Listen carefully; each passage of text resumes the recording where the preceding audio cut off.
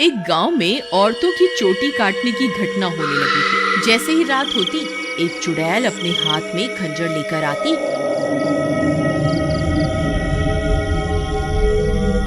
और जो भी औरत उसे सोती हुई मिलती, वह चुड़ैल उसकी चोटी काट कर वहां से चली जाती। किसी को ये समझ नहीं आ रहा था कि ऐसा क्यों हो रहा है।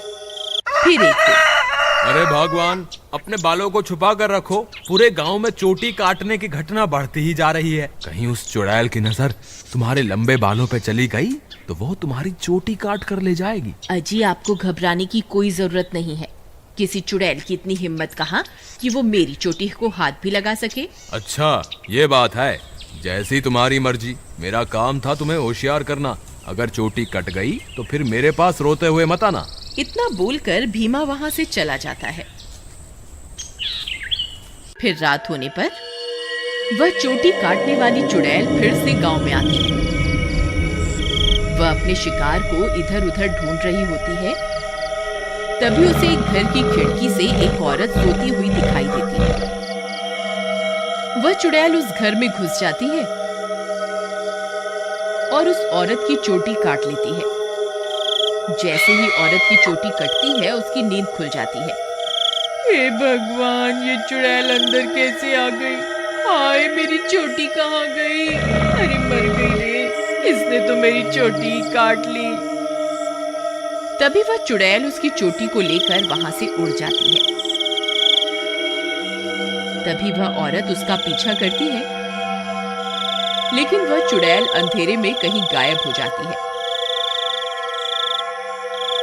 तभी उसका पति भी उसके पीछे पीछे वहां आ जाता है। क्या हुआ मीना, तुम अचानक इतनी रात को यहाँ क्यों भाग कर आ गई? देखिए ना, इस चुड़ैल ने मेरी चोटी ही काट दी और न जाने अंधेरे में कहाँ गायब हो गई है। हे भगवान, ये क्या हो गया? तुम तो ठीक हो ना? उसने तुम्हें तो कोई नुकसान नहीं पहुंचाया ना? फिर वे दोनों उदास मन से वापस अपने घर आ जाते हैं।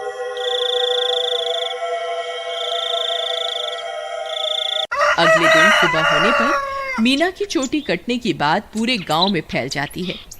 सब लोग उस चुड़ैल के बारे में बातें कर रहे होते हैं। फिर भीमा को अपनी पत्नी की फिक्र होती है, तो वह अपने घर की ओर चल देता है। घर पहुंचकर वह अपनी पत्नी के कमरे में जाता है तो देखता है कि उसकी पत्नी अपने बालों को संवार रही होती है। अरे सुमन, तुम्हें पता चला? कल रात को मेरे दोस्त मोहन की पत्नी की चोटी उस चुड़ैल ने काट ली। मुझे तो तुम्हारे लिए बहुत डर लग रहा है। कहीं वो चुड़ैल यहाँ ना आ जाए। अजी, हमें घबराने की कोई जरूरत नहीं। आप डरिए मत, मुझे कुछ नहीं होगा। सुमन, तुम्हारे बाल तो दिन ब दिन लंबे ही होते जा रहे हैं। पहले तो ये इतनी तेजी से नहीं बढ़ रहे थे। ये अचानक से इन्हें क्या हो गया? अजी, मैं अब अपने बालों की कुछ ज्यादा ही देखभाल कर रही हूँ ना, इसलिए। ठीक है, ठीक है, तुम अपना ख्याल रखा करो। मैं अपने दोस्त मोहन से मिलकर आता हूँ।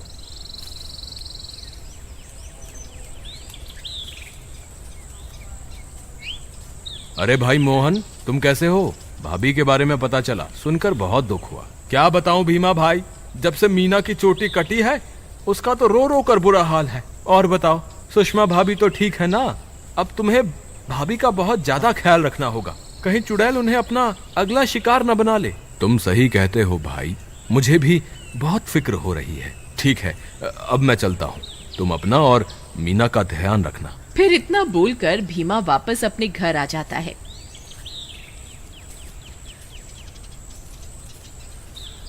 रात होने पर भीमा सो रहा होता है। अचानक उसे चीख सुनाई देती है। उसकी नींद खुल जाती है। वह इधर उधर देखने लगता है। सुमन कमरे में नहीं होती। वह बहुत डर जाता है। सुमन, कहाँ हो तुम? सुमन, कहाँ हो तुम? अरे, मैं तो लुट गई, बर्बाद हो गई। ये चुड़ैल तो मेरी चोटी काट कर ले गई। हाय, मैं तो लुट गई।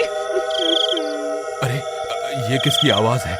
लगता है चुड़ैल ने फिर से किसी औरत पर हमला कर दिया है। मुझे बाहर जाकर देखना होगा।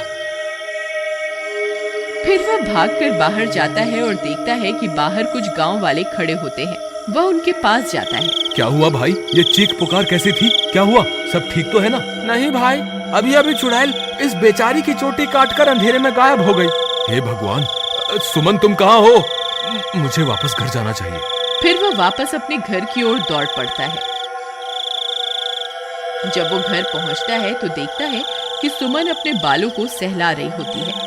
वह उसे देखकर हैरान हो जाता है। सुमन, तुम कहाँ चली गई थी? तुम्हें पता है अभी चुड़ैल ने फिर से किसी की चोटी काट ली। क्या तुम्हें बिल्कुल भी डर नहीं लग रहा? सुमन उसकी बातों को अनसुना कर देती है और खुशी खुशी अपने बालों को सहलाती रहती है। सुमन के बाल अब और भी लंबे हो चुके होते हैं।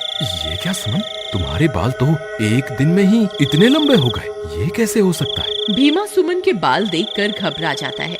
उसे समझ नहीं आता कि आखिर ये सब चल क्या रहा है। फिर अगले दिन सुमन के बालों की लंबाई की चर्चा पूरे गांव में फैल जाती है। सब लोग उसके बालों के बारे में बातें कर रहे होते हैं। अरे भाई, जब जब चुड़ैल किसी की चोटी काटती है तब तब भीमा की पत्नी के बालों की लंबाई बढ़ जाती है। मुझे तो लगता है भीमा की पत्नी ही चोटी काटने वाली चुड़ैल है। भीमा उन सारे गांव वालों की बातें सुन रहा होता है। उसे कुछ समझ नहीं आता कि वह अब क्या करे। फिर वह अपने दोस्त मोहन के पास मदद मांगने जाता है। मोहन भाई, मुझे लगता है सुमन ही चुड़ैल है जो गांव में सबकी चोटी काट रही है। तुम ऐसा क्यों कह रहे हो भाई? भाई, जब जब किसी की चोटी कटती है तब तब सुमन की बालों की लंबाई बढ़ जाती है। और कल जब चुड़ैल का हमला हुआ तब सुमन अपने बिस्तर पर भी नहीं थी, फिर अचानक पता नहीं कहां से आ गई। अगर ऐसा है तो हमें कुछ ना कुछ करना होगा। तुम आज रात को सोने का नाटक करना, फिर जैसे ही भाभी घर से निकले तुम उसका पीछा करना, तब दूध का दूध और पानी का पानी हो जाएगा। मोहन भाई, तुम भी मेरे साथ मेरे घर चलो, तुम वहीं छुप जाना, फिर हम इसे रंगे हाथों पकड़ेंगे। ठीक है, चलो फिर।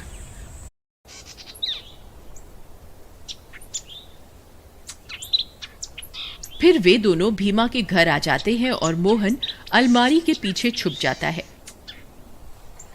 रात होने पर भीमा सोने का नाटक करता है। तभी सुमन उठती है और घर से बाहर निकल जाती है। भीमा भाई उठो, देखो भाभी घर से बाहर निकल गई है।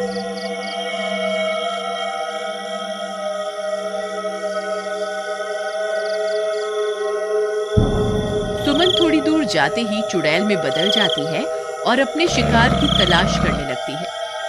भीमा और मोहन की आंखें फटी की फटी रह जाती हैं। भीमा भाई, तुम्हारा शक सही निकला, तुम्हारी बीवी तो चुड़ैल निकली। मोहन भाई, अब क्या करें? ये जरूर अपने शिकार की तलाश में निकली होगी।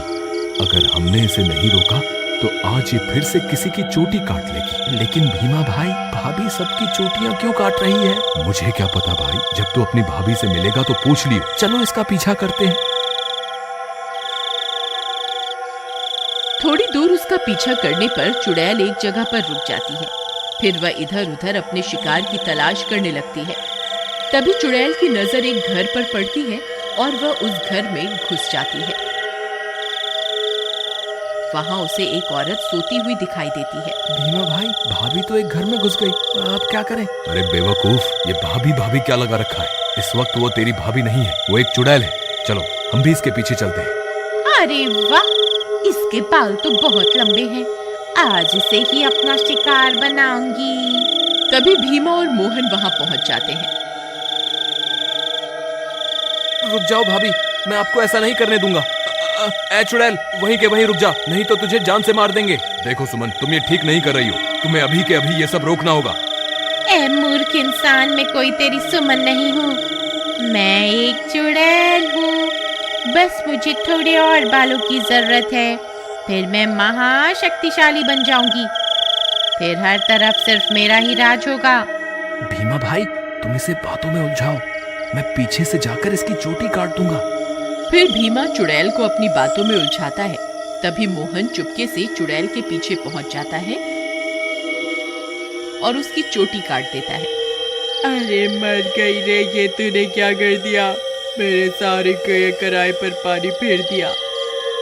चोटी कटते ही चुड़ैल की सारी शक्तियां खत्म हो जाती हैं और सुमन चुड़ैल के चंगुल से आजाद हो जाती है। अरे भाभी, आप वापस आ गई? मोहन भैया, आपका बहुत बहुत धन्यवाद।